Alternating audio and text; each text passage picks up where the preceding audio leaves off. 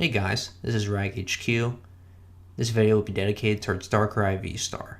At the time of this recording, the only cards we know of are Dark Patch as well as Darkrai Vstar. Now, going off the assumption that we will get these cards a few months after the OCG receives their cards, all the cards in this deck list should be available before September. I'm going to go over the matchups as well as my thoughts on how you can play it as well as how good it'll be. Before I go into the deck list, I'm going to briefly go over a few cards that may need some explanation, as well as cards that deserve the most highlight.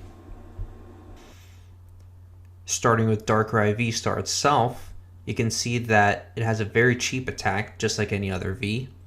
In this case, it only requires 2 colorless. However, the real benefit is if it has darkness energies. So as you can see, our whole game plan will be to flood the field with darkness energy, so that way its darkness wave will be able to hit like a truck. And on top of using its attack, we're going to use its V-Star power in order to progress the game state in a situation where no matter what singular KO they take, it would not be enough to stop Darkrai Vstar. Starting with one of the better ways to flood the field with darkness energies is none other than Galarian Moltres V. Using its ability Dire Flame Wings every single turn, that's just a free energy. And on top of being able to just add extra energies to power up the darkness wave, it is also a very good secondary attacker. So if Darkrai Vstar ever goes down, you always have Moltres V to either add energies to power up another Darkrai Vstar, or to go in for a second attack. Another easy way to flood the field with darkness energy is with Galarian Moltres, the one prizer. Its ability, Malevolent Charge, is not a hard once per turn, so it'd be very easy to flood the field in just a single turn just by drawing 2 of these suckers with extra darkness energies. And its attack, Fiery Wrath, makes for a very powerful one prizer attacking into other Pokemon, swaying the prize exchange in your favor and taking extra KOs. And the final way to accelerate darkness energy is with the item Dark Patch. Dark Patch is finally getting a reprint, which means we can finally use Dark Patch in Standard to accelerate darkness energy to power up dark Pokemon such as Darkrai Vstar. And one of the greatest benefits of Dark Patch being an item is that with Darkrai Vstar's V-Star power, you can recycle these Dark Patches into your hand and further accelerate darkness energy. One of the newest cards that have been announced for release is Sparkling Greninja. Sparkling Greninja's ability will be a great asset in putting darkness energy into the discard pile, as well as churning through the deck to find cards such as Dark Patch, Moltres V, and Galarian Moltres. Now that we finally looked over the new cards, we can finally look at the deck list that I had in mind. Since we don't have the same consistency as the Shady Dealings line, I recommend going as consistent as possible. And I think the first thing to do is a 4-4 line of the Darkrai Vstar.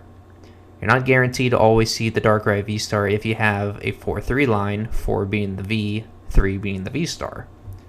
So maxing out at a 4-4 line gives you the flexibility of having multiple Vstars, which are 2 prizers anyway, so we'll be able to, in theory, go through 3 of them. But it also gives you the luxury of discarding one off a Quick Ball or an Ultra Ball if need be. Now, the reason that we're doing a 2-2 line of the birds is 1, Galarian Moltres V, its ability is only a hard once per turn. So if you have 2 Moltres Vs, only one of them will be live.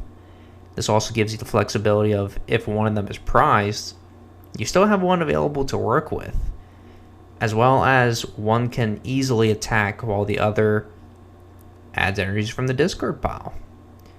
Now Galarian Moltres, the one prizer, that's a 2-2, that's a 2 line as well, because 1, you can only get the max value if you have energies in hand, and second, It's good enough that it will be a one prizer in the mid to late game, but it's not so great early game unless you're using it just to accelerate energies.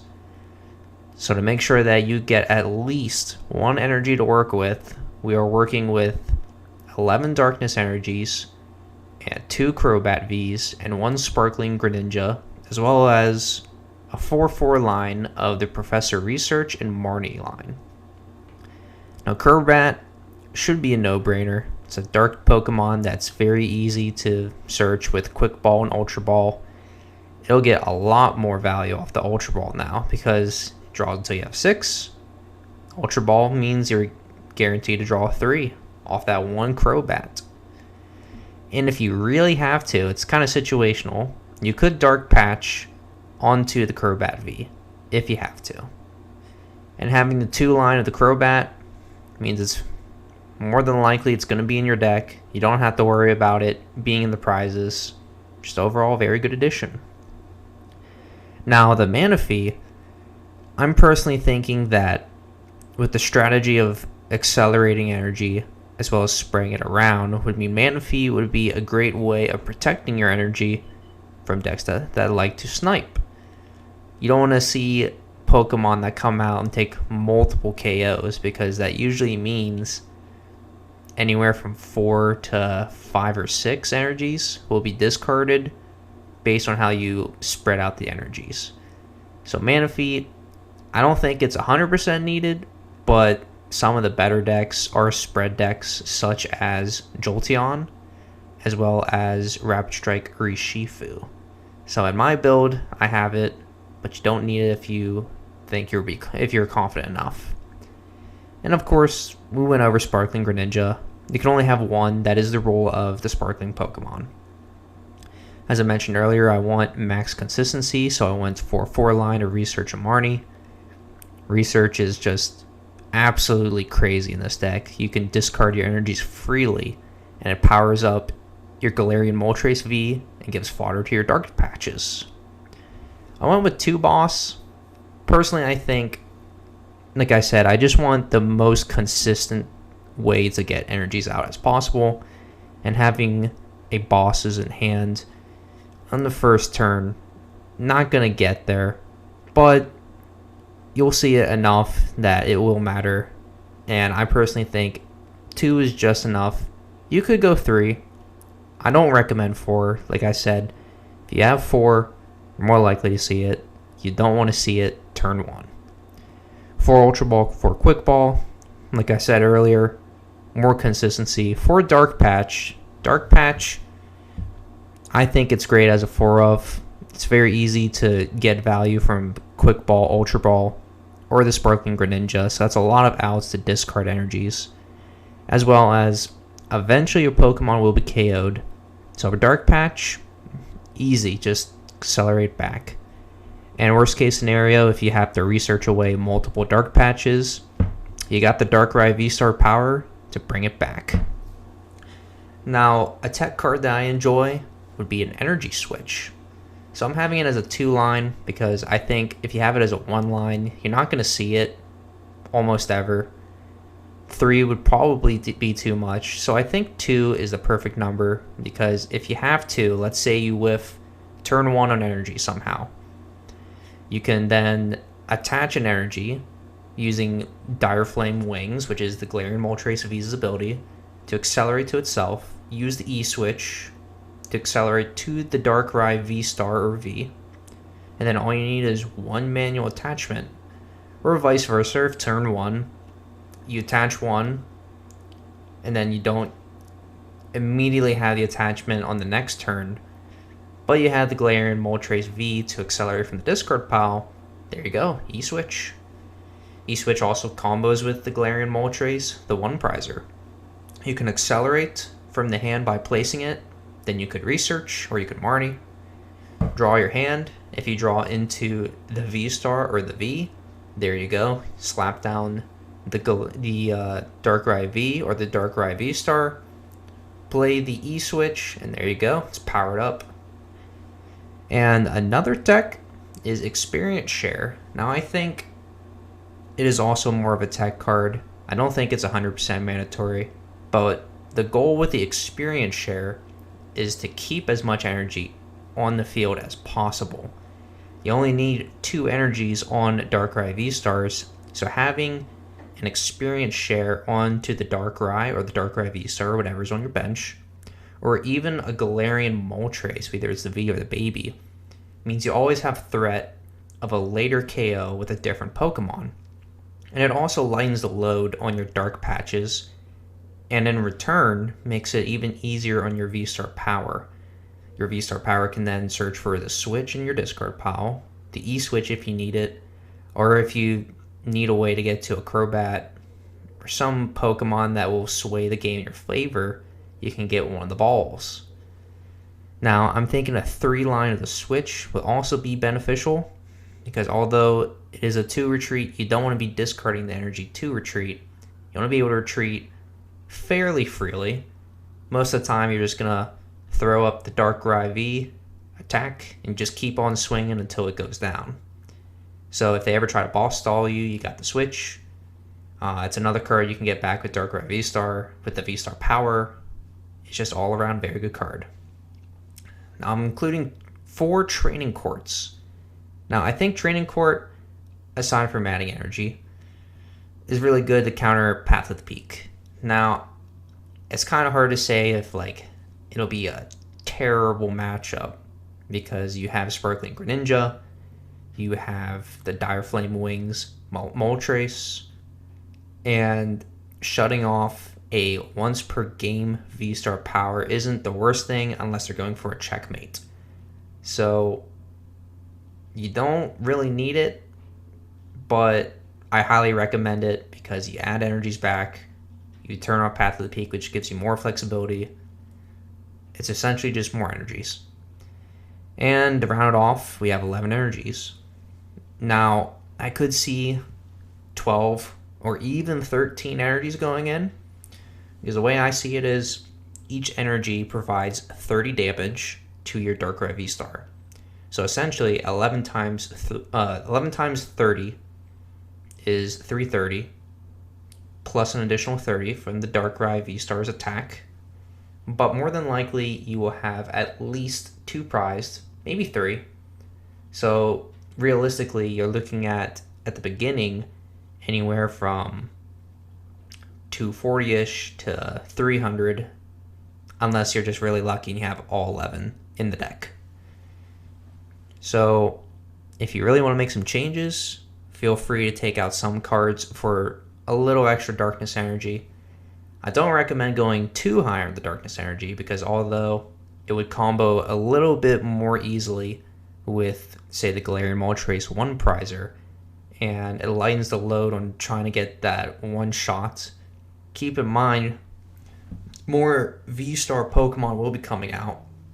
And it seems to be the trend that instead of having these very big 320 HP Pokemon, we're now going to have 280-ish Pokemon, and 11 energy is more than enough to take out those. But if you're going to a regional or you're playing in the team challenge, feel free to add a little extra to deal with those VMAXs. Now I'm going to briefly go over some matchups based on decks that I think will still be in the meta at the time of this deck having its full power based on the deck list I showed you. Starting with these 3 decks, I personally think Darkrai Vstar has a winning matchup. I see the problem with Gengar VMAX being Houndoom itself.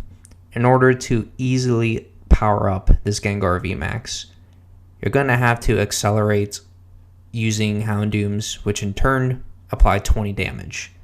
Now it starts off at 320, minus 20, that puts it at 300, so you only need 9 energies to take a one-shot. And although 9 seems a little daunting, going back to what I said about ideally how many energies you have starting in your deck, as well as how many ways of churning through your deck you have available to you, it should be able to get to this range by your second turn, if not your third turn. Then looking at Dragapult VMAX, it's weak to dark, and it doesn't do a lot of sniping. It reaches its max sniping potential when it has the quick shooters, Max Phantom, and Horror Energy.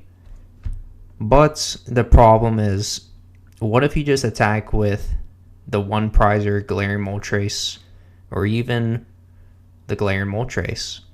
You're winning the prize exchange, you're hitting for weakness. The only real problem with the sniping is that they might snipe a Galarian Moltres, but in that matchup, Galarian Moltres might not even be needed. You could easily just Moltres V, Darkrai Vstar, Dark Patch, and just keep applying pressure that way. So even though you have 2 prizers, you're looking at 3 prizers, it's just not looking good. And then moving on to the Ice Rider VMAX. The problem there is that they only hit for 250 unless they end up teching in choice bands later on. And their second attacker is a Suicune V. But either way, you're both hitting for relevant numbers, except mid to late game, you're able to one-shot at any point. They cannot. They're taking 2 prizes, or 1. You're taking 2 or 3. So even though they could consistently get to a sizable chunk, you have the momentum in your favor for most of the game. So to clarify, looking at these 2 decks, I am lumping Raikou V as well as Entei V with Suicune V, because they all have the same ability, they all have the same attack, they're pretty similar in a lot of ways, and the same tech cards will probably be in the same decks moving forward. So starting with the Single Strike Bear, it has the same issues as Gengar VMAX, except they can easily play Capture Energies to get out to the Houndooms quicker than the Gengar can, as well as they have Umbreon, which is kind of bad, because if you ever commit 2 energies to one Pokemon and you're not taking a one-shot, either it's on a V or VMAX, or something else impactful like their only Houndour or one of their only 2 Houndooms, you're essentially telling them, if you KO this, that is 60 damage taken away, and that is extra work you have to deal with. However, like I said, it is still a 2 prizer versus a 3 prizer, so I still think it's a fine matchup. I wouldn't say winning, wouldn't say losing. It could realistically go either way. And looking at the Suicunes, I think it's definitely worse to go against them compared to the Bear, because although they cannot do the Umbreon boss play in order to do whatever shenanigans they want to do, these are 2 prizers that will be able to attack fairly quickly, even quicker than probably the Darkrai itself, honestly. They could probably just, if they're going second, get a decent chunk, and on the second turn, if you're not careful, if you're playing into their Blizzard Rondo or Lightning Rondo or whatever their attack is, they can easily hit for 220. And if they're playing the tech of V-Band as well as Leon, that is an additional 60. So that's 280, which is one-shotting your Darkrai Vstar. As well as Suicune might be running the Path build moving forward, which isn't horrible, but not great, because it does slow you down.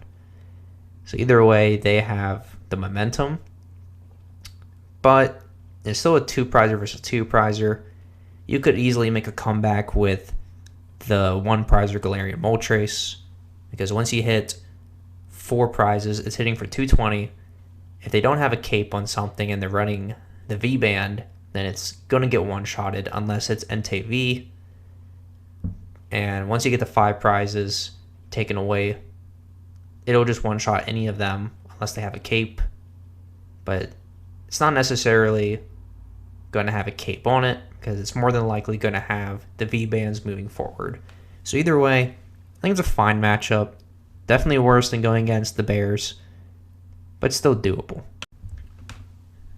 So I'm putting this deck almost as an unknown tier, because although their main attacker is Mew VMAX, they could easily use Meluetta turn 1 or turn 2 to take a one-shot on almost anything you have. It's able to do 240 comfortably because of Meluetta's main attack, as well as power tablets. So if you can't deal with the Meluetta, they could, in theory, keep the one prizer, keep swinging, and use their Genesects to draw into bosses. But once you get past the Meluetta, you should be able to comfortably come back with your Galarian Moltres, the one prizer, because that is your one prizer in the matchup. It can take a one shot on the Mew VMAX, and the rest of your deck is a two prizer, whereas their main attackers at this point are three prizers. So I really think past turn 2, based on what you see in your prizes and what you read on your opponent having in their prizes and the plays they've made, it should really determine who's going to win this match. Moving on to these two decks, as you can see, they both enjoy sniping a lot. So I personally think you're at a disadvantage until you get to the Manaphy. In case you don't know, Manaphy is essentially Mew's bench barrier, which means prevent all damage done to your Pokemon on the bench from your opponent's attacks. So that's the main reason why I had it, because if they are able to clean up two Pokemon at a time, in theory they're going after Pokemon that have energies, which means they're losing anywhere from 4 to 6 energies depending on what you were powering up, which means if you lose 4 to 6, that is anywhere from 120 to 180 damage output, which means you're going to have to use your V-Star power if you haven't already, or look for some more dark patches in your deck, or use another Moltres. Either way, they're getting multiple prizes. You're losing a lot of damage. At that point, it is a really bad matchup. But if you get the Manaphy, then you put them in a spot where they either have to boss the Manaphy, KO it, which is only a one prizer, and then you get a free hit or even a free KO on the VMAX/V, whatever they bring out, or they just have to deal with it. They just have to let the Manaphy sit, which is not great for either one of their decks, because Jolteon's whole gimmick is just cheap cheap spread damage, whereas Urshifu, they're primarily using the Melanie build, which means they're most likely going to just keep using Rapid Flow. So turn 1, turn 2, that's the most dangerous, especially against the Urshifu bear. But once you get Manaphy, you're in a commanding position at that point. So I would say, like, until you get Manaphy, not a great matchup unless you just open the nuts. But still can go either way, because you just have that 2 prize into a 3 prize exchange, which is always powerful. You also have Galarian Moltres, the one prizer. I can't preface enough how good that is. A one prizer smacking into a 3 prizer. So either way, could go either way, but you're immediately starting with a disadvantage unless you just do a very powerful move, such as one-shotting. So moving on to the 2 worst decks to go against will be Rapid Strike and Teleon VMAX, as well as Leafeon VMAX. So Rapid Strike and Teleon VMAX, that problem is going to be they enjoy adding HP using their Big Charm, and they just full heal all damage using their supporter called Cheryl. So Cheryl is a supporter, well, like I said, it just heals all the damage, and they can always mitigate that by putting the one energy that is the full requirement for their attack back into the hand. So you have this constant loop of attach, they attack with Gmax Spiral, put the energy back in hand, your turn you attack, next turn they use Cheryl, attach energy, they attack, and they constantly do this because they have the Shady Dealings line. So the main thing that you can do against this matchup would be to settle for either a 2-shot or just add darkness energies, or maybe even the V-band if you feel you need to beat this deck that much. Until then, it feels like a winning matchup in their favor.